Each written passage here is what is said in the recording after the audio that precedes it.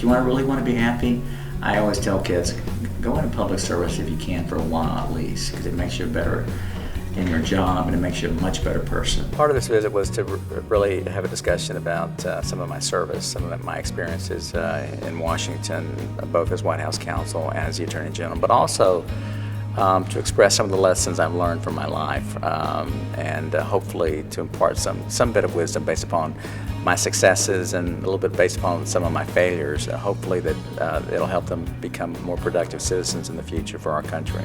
Wow, what an experience for our school, for our kids, for our community, to have someone who has experienced government at the highest level as an Attorney General of the United States. It's just a blessing that he would reach out to us and give us this opportunity and give our kids this opportunity. To hear him talk about what it was really like, and he's a real person and he has a wife and kids, and you can tell that he really does care about government, and I think a lot of people took something out of that. And finally I felt like I had to say something.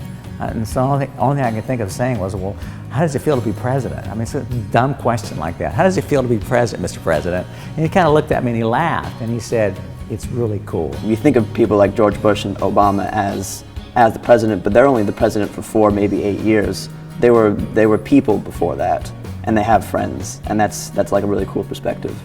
I love America because of everything America has done for me. America is worth fighting for, and America is worth dying for.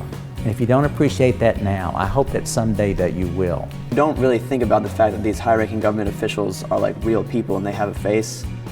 You just hear about the decisions they make, and you see the result of their actions, but you don't see the process that goes into thinking about and then executing those actions. And it was the first-person perspective of someone who came from like a poor background rising up to such a high position. It gives you a lot of hope.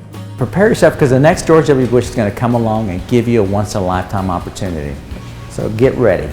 I think it's important for people who've had the opportunities that I have to talk about the fact that, again, as I said to these students, no matter your skin color, your last name, your zip code, if you can dream big enough, you can still achieve it in this country. And I firmly believe it, and I think my life is an example of that, and I want the students to appreciate that.